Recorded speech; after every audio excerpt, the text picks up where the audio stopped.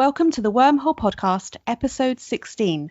Joining me today is the author of Come Sunday, which won the Janet Haydinger Prize for Fiction and was a finalist for the Commonwealth Prize.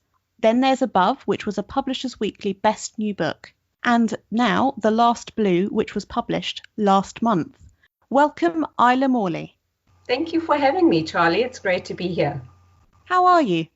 What day is it? I'm in a muddle. I don't know how I am. I'm in the middle of a pandemic, but I am, let's say, grateful for this opportunity to meet on a virtual space in the midst of feeling a little bit lonely, a little bit in the need of some company. I think it's Saturday. I don't know. I do feel like it's Sunday. So we'll see. You grew up in South Africa. You studied English literature and you wrote for magazines. Can you tell us more about your background? Well, I grew up during the apartheid era, and my father was an immigrant from England, and my mother was a fourth or fifth generation South African. I was from a middle-income family, and we lived on the coast in a town called Port Elizabeth, and I was raised to have pretty modest ambitions, not to get ahead of oneself or get a big head was a mantra in our household. And so I never had an ambition of becoming a writer. When I finished high school, I went off to university to study English and psychology because I thought I was going to be a copywriter. I thought I would write advertising copy. And so after my studies, I took a gap year and I traveled around England for a while and stayed with some family. And when I returned to South Africa, I just landed in this job as a publisher's assistant, which meant basically I did all the grunt work, all the tasks that nobody else on staff wanted to do. But very quickly I was assigned editorial tasks and started writing and quickly ascended through the ranks until I became the editor of two magazines. One was a men's lifestyle magazine, kind of like a young man's GQ, and the other was a scuba diving magazine. And so my writing career started in the magazine world with a lot of pressure and deadlines and really writing stories I cared very little about.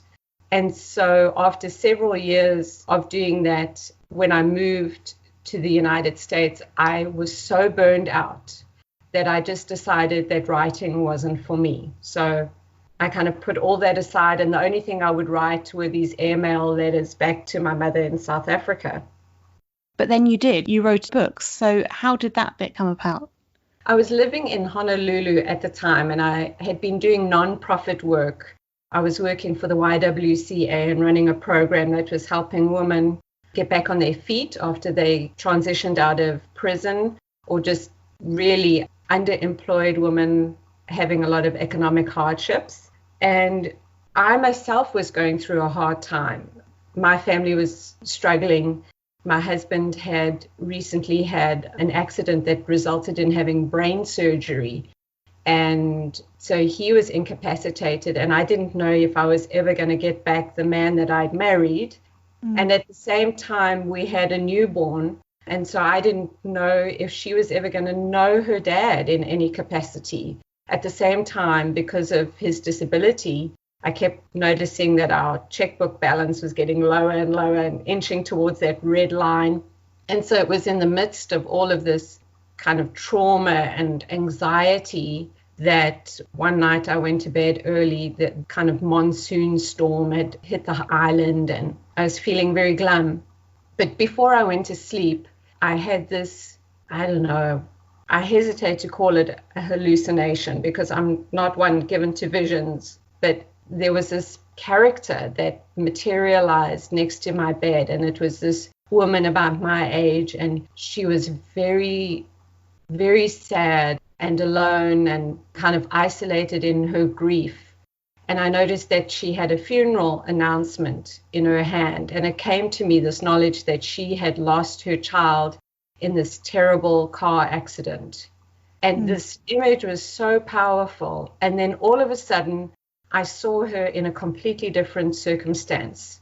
She was standing in this kind of darkened rondavel, one of those African huts, you know, the round ones with the thatch roof.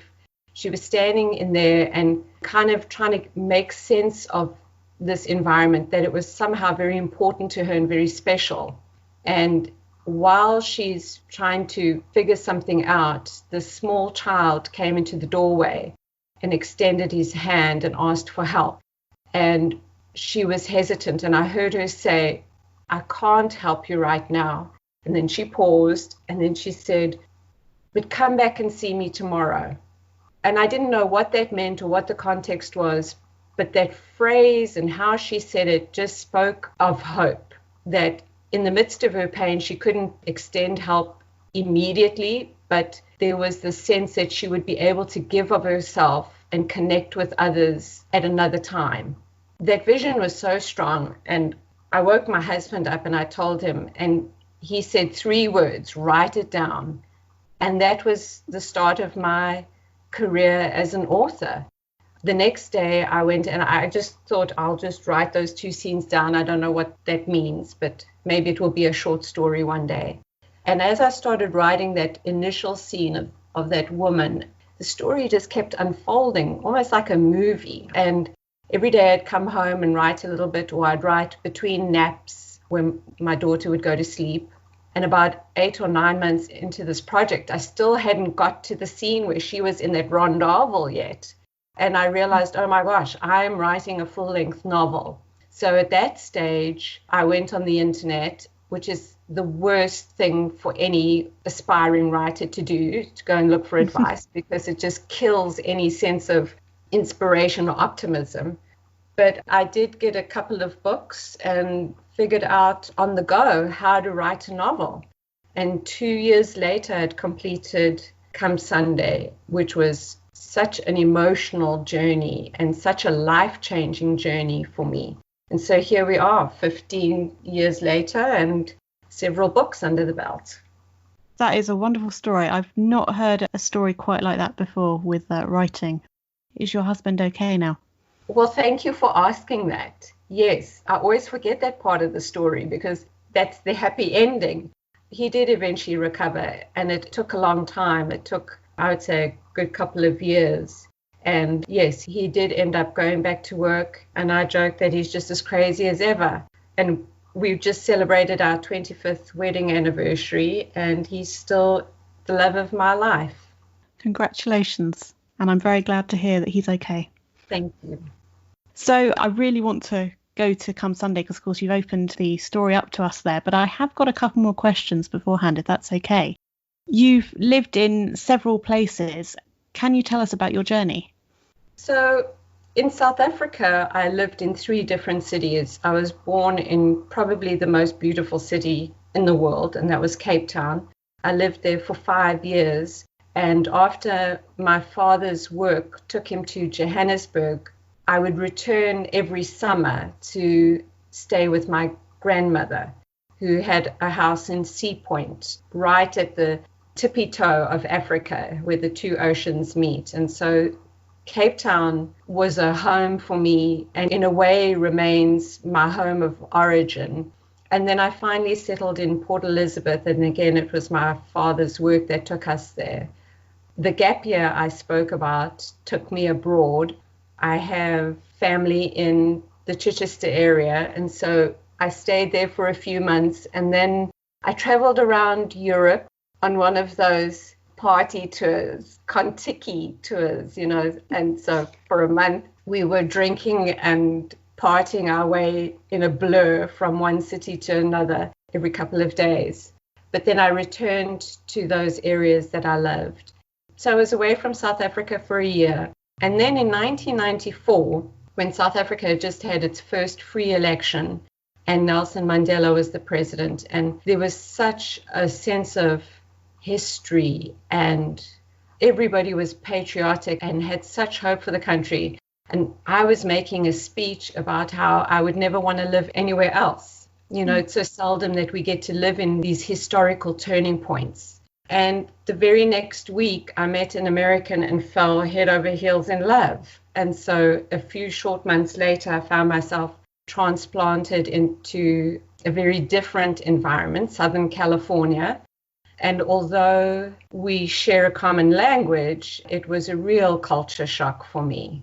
So I lived a number of places in Southern California before my husband's work took him to Honolulu. And there we spent 7 wonderful years. I met and made best friends with 3 amazing women that continue to be like sisters to me. In 2006, my husband was transferred to the Los Angeles area, and so that's where we've ended up. I never imagined that this part of the world would be where I'd settle, but we live on a couple of acres right in the middle of the sprawl, but kind of perched up on a hillside, and we love it. And, you know, home becomes where your family resides, and eventually that family becomes more extended as you build relationships with other people. And so those are really the ties that keep me here.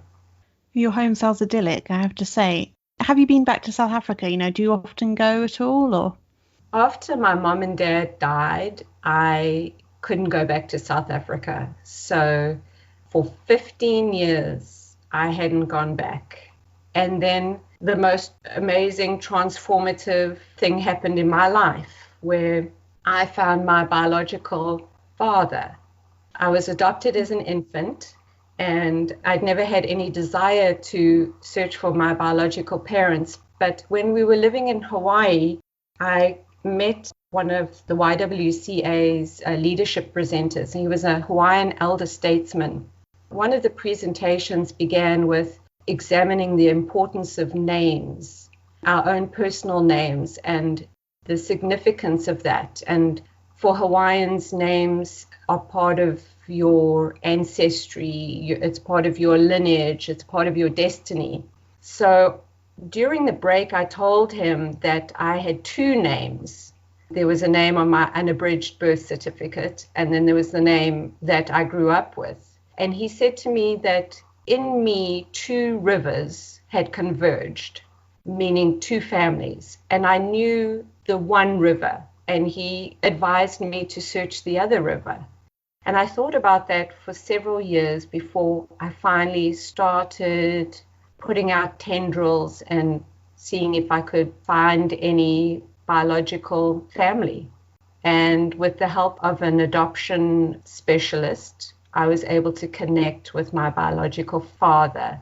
We began kind of an epistolary relationship in the beginning because he lives in Cape Town and I was in Los Angeles. But very soon he introduced me to my siblings. It turns out I have 6 siblings. And after a year of corresponding, me and my family journeyed to Cape Town, where we all met for the very first time. And that was 6 years ago, or 7 years ago. So after that, I started going back to South Africa every December as a way to keep building on those relationships. And it's been transformative and life-giving. In fact, had a big influence on writing my latest novel, The Last Blue, is part of the reason why it took so long as well, because I was immersed in this other story that was happening to me. Well, I'm listening to this story that you're telling us, and I'm thinking, have you ever considered writing a memoir? Well, people tell me that, but it's so hard to put myself at the center of a story. It's kind of like what journalists are taught to do, is never become the subject of a story. And I think that the experiences that happen to me all get folded into a fictional narrative somehow. I read memoirists. In fact, that's one of my favorite genres to read. And I'm always astounded both by the accuracy of their memories and how they can bring that to life, but also that they're able to say things that are not always nice and fluffy. I would be very hesitant because I wouldn't want to write something that was going to be offensive to somebody else. And let's face it, the readability of any story is not just a wonderful protagonist, but it's really about the forces of antagonism that compel the story forward. So to write a nice, light and airy, happy memoir, I think would be boring unless I could tease out and develop all the darker aspects of the story. I think you should consider it at some point. I think you'd do it well. So you started with Come Sunday. And for the benefit of our listeners, Come Sunday is about the spiritual journey of Abbe. Together with Greg, her church minister husband, she has a daughter called Cleo. One day, Cleo dies in a car accident and we follow the grief process. Isla, Abbe's character, it's very interesting. She's not a nice person as such. She's not a happy person to read about. But as we learn through the book, she has her reasons. Why did you want to create her? I had no choice. Sometimes the story picks the writer. And in this case, I really felt that that's what happened with Come Sunday. I had not ever read anything about the likable character versus the unlikable protagonist. I didn't know any of that. Had I known that readers prefer a more accessible, likable character, I would have written her that way, perhaps. But no, this character came to me fully formed, and I know that she can be prickly, and as you say, she does have her reasons. But I think that makes her someone that is so real that we can identify with, that we can imagine that our reactions and our emotional response could be like Abbe's. It's funny because I would go to visit book clubs once I had read Come Sunday, and I discovered that there were a group of women, and then half of them would be sitting with their arms folded and kind of staring at me. And it turns out that they were part of the Greg camp, that they were angry with Abbe, how she treated her husband. And so they just have all this hostility at me, the author. And then the other half of the room would all be the people that could commiserate with Abbe and empathize with her. And I think that that is good for discussion purposes as well. Yeah, I hope that kind of answers your question. Totally, yes. No, it's interesting to hear about these two groups of people. I think I'm definitely in the second camp with Abbe there, although I do obviously feel for Greg. But you start the book and I was starting it thinking, gosh, yeah, this is a difficult character to get on with. I'm going to read this book, but okay, I'm ready for this. Her whole personality expands to show her history, which is lovely. So there is a lot of grief in the book. Why was grief important to explore? That's a good question. I was the mother of a young child, and I've wondered if what I was doing there was exploring my boogeyman. Ever since Emily was born, my job became about reducing all the possible threats, and threats lurked everywhere. So I wonder if what I was trying to explore was the depth of my own fear. That is interesting. And since reading it, I can see where that's happened. So the title, the event that starts it all off, is on Maundy Thursday.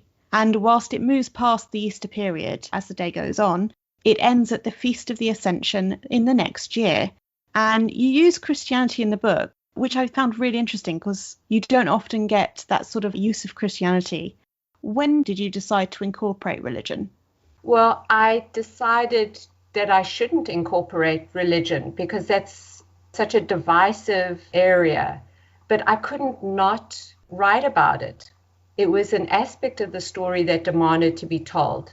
Also, I was a minister's wife at the time, so that was very much part of my world. And the aspect of faith was an integral part and is still an integral part of my life. But I didn't want to have faith be addressed in a superficial and silly way. I wanted to explore the deep facets of faith. For example, forgiveness. This is as much a story about forgiveness as it is about grief. And one of the Christian principles is about forgiving others, because everyone is going to be hurt in this world, and everyone is going to be hurt perhaps inadvertently, and we are going to create hurt for others, perhaps inadvertently and sometimes intentionally. So forgiveness becomes a necessary part of healing from those hurts. I wanted to get beyond just the edict of saying forgive others to understand how forgiveness really works.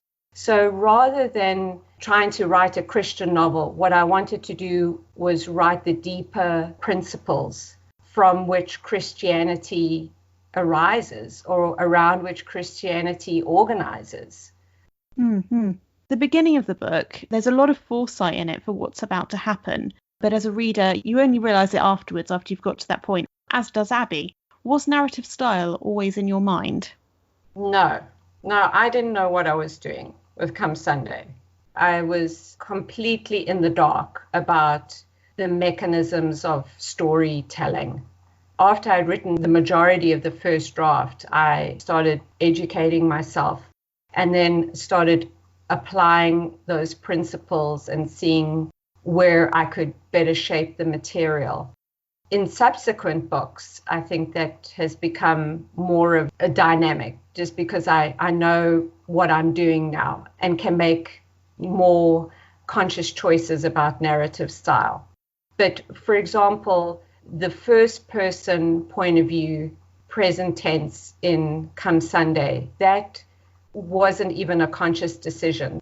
It was as if I was channeling this person. That's how I described it. It was as if there was an invisible river or current above my head that was the basis of the story. And what I would do is I would sit at the keyboard and I would close my eyes and kind of dip my finger into that river. And it would just, it unfolded and it told itself. It doesn't make any logical sense, but that's definitely the experience. And there was very little rewriting as a result of that. Well, I definitely didn't expect that no that you started the answer with. The style I was reading and thinking, like, well, either, it comes naturally or you spent a lot of time thinking through it. And I've got another question in a second I'm wondering now how you're going to answer it. Abbe's brother is a poet and you use poetry and other poems in the book. So why poetry? Yeah, so that's another thing that just sort of came to me. None of that was plotted. And poetry, interestingly, is something that kind of crops up in the subsequent books. I've noticed that in every single book, there's a character who writes a poem. In The Last Blue, there's a brother who's a songwriter, he's a musician. So in the book, there's this beautiful poem that's called The Lark and the Boy So Blue. But subsequent to Come Sunday, that poem thing, I wanted to create that in my other stories. You know how you've seen some artists in every single picture, they put their little signature piece. It might be a little bird that they'll hide somewhere in their beautiful painting. And poems have become that for me. I love poetry. I'm not very good at writing it, but oftentimes before I'd start a writing session, I'd pull out a book of poems and I would read several of them and I would kind of become inspired by that.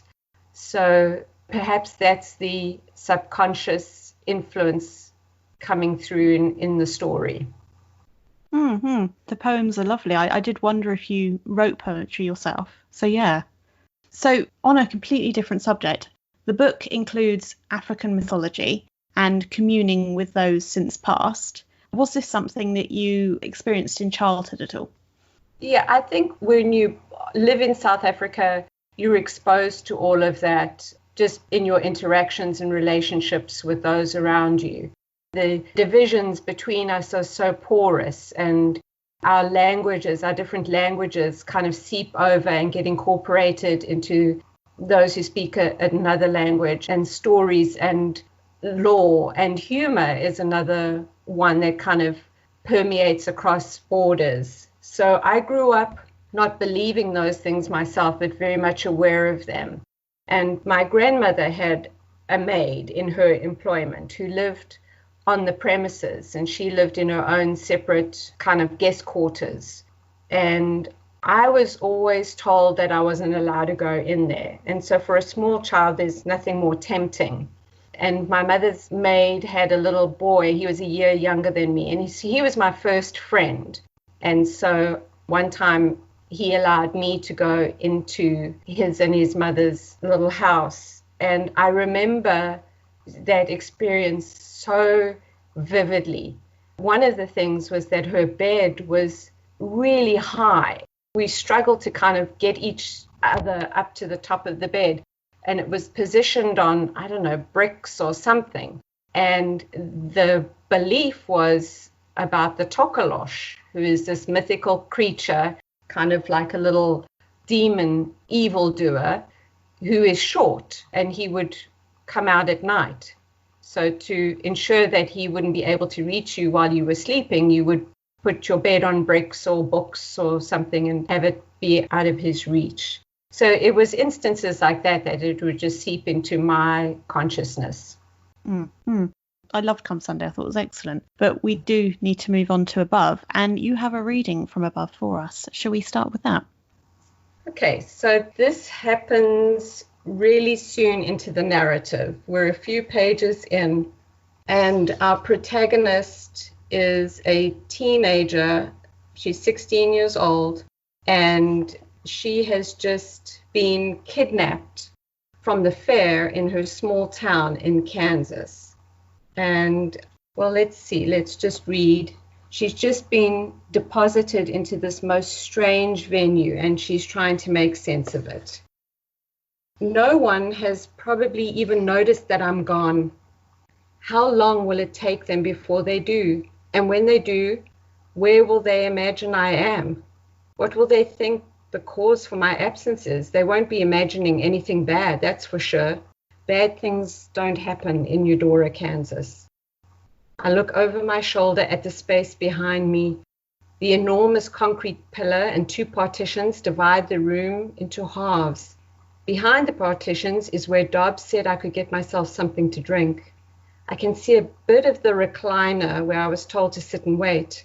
I don't like the looks of anything behind me, so I keep my eyes on Grandpa's watch. The minute hand and I go for long walks around the numbers, and then the numbers, the watch face, and everything disappears, just like the time lightning split the maple tree outside our living room, and we all vanished in its blinding flash. It's like that, except in reverse. The darkness now has swallowed me whole. I can't see my hand, even when I hold it up to my face. Nothing seeps through the darkness. I keep waiting for my eyes to adjust. The outline of the petitions or the big concrete pillar should be visible. I start shivering. I think I hear something. Dobbs? The darkness snatches my voice and issues nothing in return. Hello? Don't panic. The electricity's gone out. Just give it a minute. If this were home, Mama would be feeling her way to the pantry for the lantern and the matches she keeps on the top shelf. Gerard would have the flashlight under his chin, his bottom teeth thrust outward and his eyes crossed and buggy, and Susie would be getting all hysterical as if he really were the boogeyman, and Daddy would be chiding Gerard, but only half-heartedly, because there's nothing better than spooking girls. But this is not home. This is not any kind of place you'd put a person. What kind of things do people put in a place like this? How far underground am I? There were a lot of stairs and a long passage that kept making sharp left and right turns, and too many doors to keep track of, locks. Just think of home. Just give it a minute. Just wait. There you go. You've given us a good beginning there already, and I think the only thing that I need to say in terms of how I'm going to talk about the questions is to add that the main character is told by her kidnapper that the world is going to go to pot, really. It's going to get apocalyptic. There's a lot of time spent underground. Was this quite a daunting task to have so much of the story like that? It was daunting because how much can happen underground for 17 years or 20 years? You know, how much drama and plot can take place? Well, it turns out in this book, I would have to jump over the long periods where nothing happens to those pivotal turning points. So I was able to cover a large part of time, and just by intervening into these moments where there was a lot of drama. And I think the challenge for me was really to get into the mindset of somebody who would be that isolated for that period of time.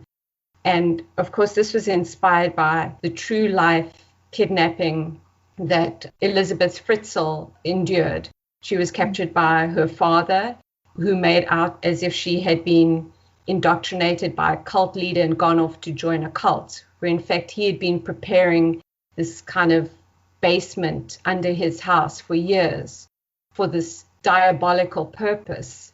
And Elizabeth was kept underground for, I don't know, maybe 30 years or something, 32 years. And she ended up having 6 children in captivity. So what fascinated me about that story was really the relationship between a mother and child in such a terrible circumstance. And what I wanted to explore was, what would a mother do in those circumstances? Would she create a myth or a fable about why they were there in order to make this a more endurable fate, rather than telling the circumstances of their capture? If the former was the case, what kind of myth would she tell her child? And how would that satisfy or not satisfy the child as that child grew and started to ask questions? So yes, that was an exploration of the relationship of a mother and child, as well as an exploration of what captivity and freedom both mean. Your other books have a little bit of darkness, but this is just so different and above. Would it be fair to assume that this book might continue to kind of be a different one in your career going forward? You know, if I was a more efficient writer that was more concerned about building a readership, I would find a genre and stick with it. And, you know, in each of these books, I've written in such a different genre. And with Above, I never expected for it to have these post-apocalyptic themes. I just followed the character. So for me, the character and some kind of compelling premise is the thing that sparks my imagination. And it makes me want to explore what that would be like, rather than writing in any particular genre. So I think that you may be right. This might be a book that exists in this category, that I never return to something like that. And I don't know that I would ever write anything with religious or Christian overtones. And I don't know if I would ever write historical fiction again. It just kind of depends on what the inspiration is and where the story takes me as I'm going, because I really don't know when I'm setting out where anything is going to go. And that is the wonderful, mysterious journey that keeps me engaged for the long haul for 2.5 to 5 years. And I also think if I'm surprised by the twists and turns, then I have the best chance of conveying that surprise that will then translate to a reader feeling surprised. You kind of get this expectation when you're reading about the whole underground and all these ideas of post-apocalyptic world. We're kind of primed to think of it, not by you necessarily, but just in our kind of world in general and how things work, that one day she's going to find out that there's nothing wrong. You know, she's going to go and she's going to get out of this underground situation that she's in, going to find the world is the same. And that's what we expect. But you do something very different than that. When did this idea of going along with what Blythe's effective kidnapper had said is going on, when did that come into your process of the book? After I'd written the novel. So I had written the novel and sent it off to my agent, and it had ended very differently. So we've got to be careful not to give away any spoilers. But I will tell you that just before I finished the first draft of Above, I saw a press release about Emma Donohue's forthcoming novel called Room. And I panicked because I thought, oh no, she's written the book that I'm about to finish writing. And I called my agent in a total panic. And, I write in isolation. So I didn't even know, but I guess the same headline story had inspired both of us. I got a late start because I was finishing come Sunday. So my agent told me that the best thing to do would just be to keep going, because even if it was inspired by the same event, it would have a very different feel. And the two main characters in my story are the mother and her son, and they had kind of alternating points of view. The mother would tell one chapter and the son would tell another chapter. So after I sent off my manuscript, my agent read it, got back to me and said, okay, I think we need to do something different, because by then Room had come out and I hadn't read it. But she said, we've got to make sure that we don't have both of your books have these boys being narrators. So that's one thing that has to change to kind of just distinguish your book from Room. That meant that I had to go and unstitch all of those chapters, and just like in the middle of trying to rethink how to put the story back together again, with some of the events that could only have been told from the boy's perspective, it was a conundrum. And while I was trying to figure that out, all of a sudden this solution occurred to me that became the major plot twist that in effect was the dividing line and kind of the thing that made everybody's head swivel. So in a way, I owe Emma Donoghue a debt of gratitude, because I think I would have written a much smaller story. And now, with this cracking open, it gave me an opportunity to explore some of those themes above rather than just have them all below. Kind of sitting here thinking, I'd like to read the other part of it. So in The Last Blue, Isla's newest novel, and it was published last month, it's the 1970s. And we have character Havens, who is, he's effectively being harassed by this person who he doesn't want to talk to, someone who wants to talk to him about a photograph that he has. And the reason that Havens doesn't want to talk to him is because it's bringing back things that we're going to learn. Shall we start with the reading, Isla? Okay, so Havens is a man in his late 60s, and his day has started with this visitor coming to his property, an intruder. We get the sense that Havens doesn't like to be disturbed at all. People never drive down his driveway, and this intruder has been asking questions about the past, the 1930s, and particularly a family. And Havens decides that this person is a reporter that is trying to nose out a story about a family about which he feels very protective. And he's just shooed the person off of his property, but he notices that the car, instead of turning left to leave town, turns right to go into town, into the small fictionalized town of Chance in eastern Kentucky, in the hills of Appalachia. And so Havens knows that there are a few places where this stranger could go and ask questions and get all kinds of wild stories. So Havens is trying to prevent that from happening. So he's gone around town in his pickup and he's been looking for this Ford 4-lane, and he can't find it anywhere. So he's feeling relieved that perhaps the intruder has left town. So here is the reading. Havens takes the circuitous way back home just to be sure, and eases up on the gas pedal as he makes each bend, rolling down the window to take in the musky smell from last night's rain. On either side of him are the hills, rising like limbs bent at the knees, the forest in repose. He can all but hear the land sighing. A quarter-mile later, the road straightens out again, the woods retreat, and the cemetery claims its turf. Being Decoration Day, every car in Chance is parked along the road, and though it's a little before 11, the grounds are already bustling with activity. People of every age are clearing weeds, scrubbing tombstones, and dressing up each grave with flowers and festoons of every color. By the time the sun starts to dip behind the hills and the picnic blankets are laid out, each resting place will have been adorned. Even those lost to time and memory, even those sons of bitches he was glad were 6 feet under. Havens stops to let Bonnie from the salon and her husband cross the street, each teeter-tottering beneath a stack of wreaths, and he's about to return the woman's greeting when he spots the Ford in the parking lot. He swerves onto the gravel drive, pulling up behind the Ford and blocking it in.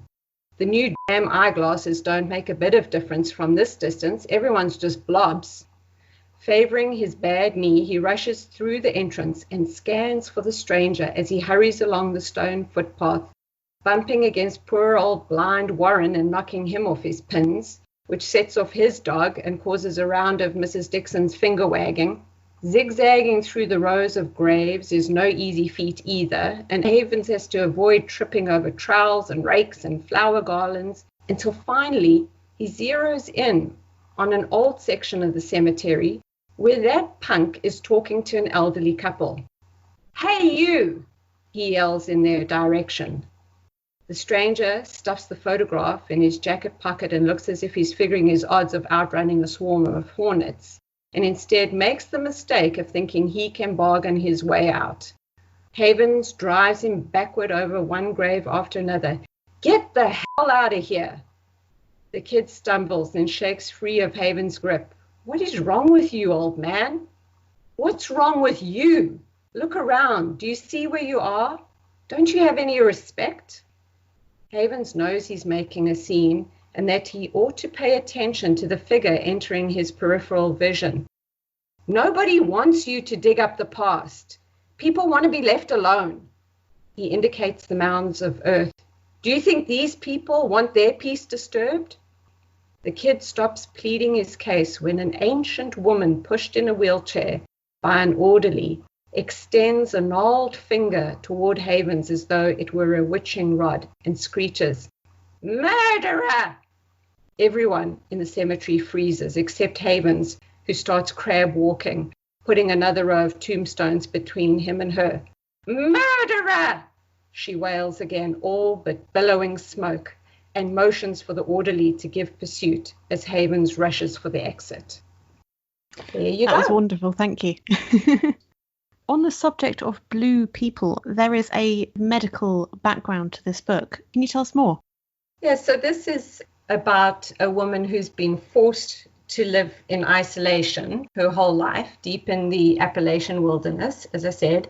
And she and her brother, who's also blue, live nearby this town called Chance in 1937. And she is blue, unmistakably and shockingly blue. There have been all these superstitions about the reason for her peculiar coloring, and those superstitions have led to prejudice and stigmatization and rising tensions between the townsfolk and her family that have been sequestered deep in the hollows. And yes, this is based on probably the most fascinating medical case history ever.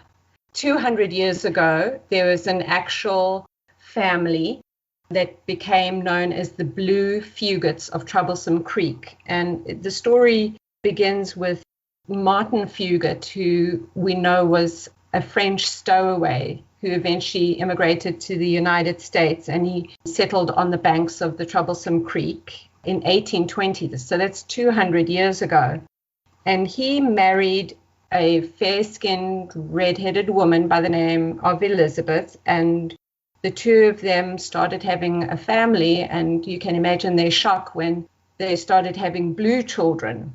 And everyone thought that such a child would succumb, shortly after birth, but then certainly in early childhood. But these children grew up to have robust health, and nobody knew for several generations what the cause was, and certainly there were no cures or treatments. And because those families, 3 or 4 families, lived in relative isolation from anyone else, and because there were no roads in those days that kind of connected towns to each other, or certainly to big cities, and because these families just had each other, they this one married that one from that family. And so as a result, over a couple of generations, blue people were not uncommon in that area.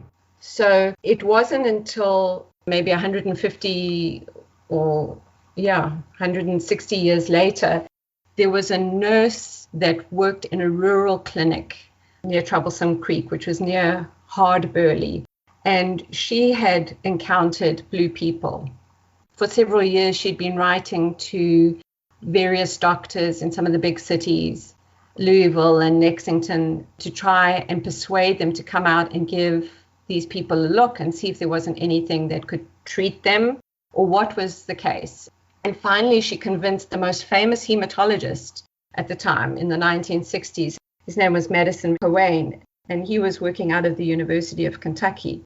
It took him several trips down to the area before he was eventually successful in locating and communicating with blue people, because on previous trips he would see someone who was blue up on a hillside and he'd take up chasing after them only to discover that they had disappeared. But on one of the final visits, he was in the clinic and a brother and a sister, two young adults who were blue, slipped into the hallway and kind of slunk away in the shadows and waited for him to come and talk to them. And he writes about having seen such pain on their faces. He wrote, you could see that it bothered them being blue. That's a bit of the real life medical marvel. There's really nothing written about them at the time that I came across the story. If you're a med student in this country, when you get to your hematology course, there's going to be this entry that you'll have to learn about. But aside from dry medical textbooks, there wasn't anything on the internet except this, what looked like a daguerreotype photograph, a family portrait of 9 people, 5 of whom were blue. That photograph and the original source article by a woman called Kathy Trust, who interviewed people who were related or descendants of the blue people of Troublesome Creek. That story in itself is fascinating, and it's great that we've got the story from you. And then you use that, and then you take it just so much further, which I absolutely loved. The main bulk of the story in the 30s, you've got still some racial prejudice, but compared to the blue people, for example, black people are accepted more, which was fascinating in itself. And I saw in it was very interesting that you had these people that were essentially white that were now being discriminated against. And then thinking of these themes of like American slavery and, you know, maybe bringing your own background, apartheid in it. And we get some sort of concept of passing. Am I just seeing things, or were these thoughts in your mind at the time? So I think when I started the story, I was intrigued by the idea of being a blue person and what it would be like to be so different. And I was interested in what it is in us that is both fearful and fascinated by otherness. But as I started writing, obviously the influences of my own background were coming into play. And this is so much about the us and them distinction. There's something about us that keeps putting ourselves into two camps. And I wanted to explore why that happens. And one of the things that we touch upon in the story is just the fear and ignorance kind of fuel prejudice, and it can lead to indescribable acts of cruelty on the one end of the spectrum, to kind of more muted forms of prejudice where people are too afraid to speak up against some kind of bigotry or injustice for fear of being reprimanded or something being put out themselves. There was an anecdote from Kathy Trust's article that was key for me in writing this book. It was a kind of throwaway two-liner right near the end where she talks about an interviewer that had gone to see a man who had been married for many, many years to a woman named Luna, who was blue. This is an actual account, and she was known as, quote unquote, the bluest woman that ever lived, or as blue as Lake Louise. The man lived in a old log cabin that he had made for his wife with his own 2 hands. And even though she had died many years before, he refused to live anywhere else. He could look out his window and see her grave just a stone's throw away. And he was chatting and friendly and open about most subjects. But when the interviewer asked him about his wife and her blueness and how that affected their relationship, the man just point blank refused to answer. And that struck me. I mean, and then Kathy goes on to describe other things about the blue people, but that was the very nugget of what I wanted to explore. I thought, if love is colorblind, then perhaps this is the finest example. And though there were no cures or treatments, I wanted to know now, what was the cure for prejudice? What is the cure for suspicion and for superstition? What is the curative for the malady of an ignorant society? And so that is what I set out to explore. And it's not really about race as much as it is about our tendency always to find these camps, the us and them camp. And then what is the way that dissolves that rather artificial barrier? And I think in this story, love is the answer. But how does that love work itself out? And at what cost? And what are the risks? Well, it leads me into another question in a way that I didn't actually expect, which I like. So I was going to ask, why use havens? I think we may know the answer to that. But on that subject of havens and obviously love and things like that, to mention all your books are focused on women, with a little bit of time for havens, obviously. And we've talked about above how the original had a bit more time for a male character. How important is the narrative of women to you? So women's stories need to be told. And the various ways that women are suppressed, their voices are suppressed. In the case of Jubilee, the society around her felt justified because of the color of her skin to suppress her voice. It's important to me that Jubilee has to find a way to express herself, to find her voice, to express it, to determine her own sense of agency in the world, her own identity, and to claim her own destiny rather than that be dictated to her by others based on the outside. And I think that quest and that journey is certainly one that every woman needs to embark on for herself. Havens. He is a photographer. Was there any interesting fact that you can share with us about photography in those times in the 30s?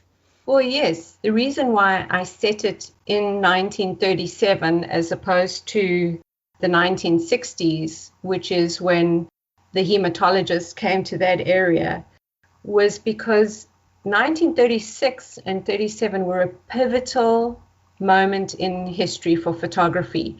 Color film had just been invented in 1936, but it had just started to make its way into the camera bags of photographers in 1937. And although it was sparsely used, we were just starting to see the very first full color photographs, which was going to change everything.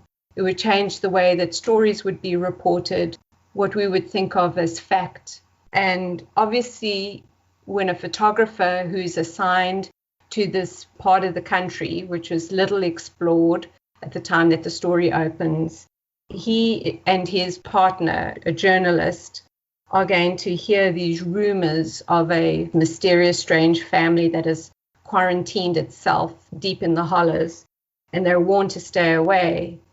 But their ears pick up and they go off in search of a headline story. Now, the color film that is in Haven's camera bag is going to ultimately be the source of his moral dilemma. Because here is a story about blue people that, if reported on, will give his career the badly needed boost that he's looking for. But he's not going to be able to take a black and white photograph and go back to Cincinnati or New York and have that be indisputable proof of the existence of blue people. So he's going to need that color film. But then the dilemma of, if he uses the film and captures these images, what does that mean for this family? And at the time, certainly in the 1930s, this is, the peak of the freak show era. And the very last thing that he would want is for this rather unique and special person in the form of Jubilee to be subjected to even more prejudice and stigma. That's good, because I did have a question about the different times, so that's 2 in 1, which is great. So I'm going to ask the question that I ask everybody. What's next? Well, I've got 2 stories that I've been noodling around with, and I typically don't say anything about them. I haven't ever had 2 stories to have to pick from, but I'm thinking because the response to The Last Blue has been so fantastic, especially because people have said that it's based on a real story, that I'm thinking that I might lean in the direction of the story for the next one. And yeah, I can't say anything more about that except that it involves witches. That's fine. I look forward to it. I've got one last question I'm going to have to ask. You have 5 tortoises. What is that like? Tortoises are the most companionable creatures. They're desert tortoises. And when I married my husband, he had 1 tortoise, Shelby. And then when we moved to this house, the previous owners had 2 tortoises and they didn't want them. So we adopted them. And Shelby had lived a spinster life up until that point. And suddenly she had these 2 companions. And before we knew it, the very next spring, Shelby was digging a hole and laying eggs. So then we had baby tortoises running around, and we're so attached to them that we can't bear to be parted with them and give them to anybody else. They are protected species in California, and they like to be around people. We have one of them that he wants to be indoors where his people are. But when we go out in the morning, they'll hear us and they'll come wandering over, and they like to have their heads rubbed and their shells stroked, and they're just the most wonderful little creatures. And when they sleep, they make all kinds of little noises in their sleep, like little kittens almost. That is lovely. It's interesting because I've got rabbits, and I thought it'd be all right having rabbits, but I didn't realise that they'd be so personable, and that kind of strikes me as the same, that animals that we may not think are so vibrant. Yeah, certainly you saying that about tortoises, I wouldn't have thought, and that's lovely. Yeah, they want to be in relationship, in whatever shape that companionship takes, they're up for it, and you've got to love that about a tortoise. Come Sunday, Above and The Last Blue are out now, and links are in the description. If you have enjoyed this podcast, do subscribe for future episodes. Isla, it has been absolutely incredible having you today. I have loved every bit of it. Thank you so much for joining me today. Thank you so much, Charlie, and thanks for being a companion in this virtual space during our time of isolation. All the best to you and your listeners. Join me on Monday the 22nd of June when I will be talking to Roselle Lim, author of Natalie Tan's book of Luck and Fortune. The Wormhole Podcast, episode 16, was recorded on the 23rd of May and published on the 8th of June 2020. Music and production by Charlie Place.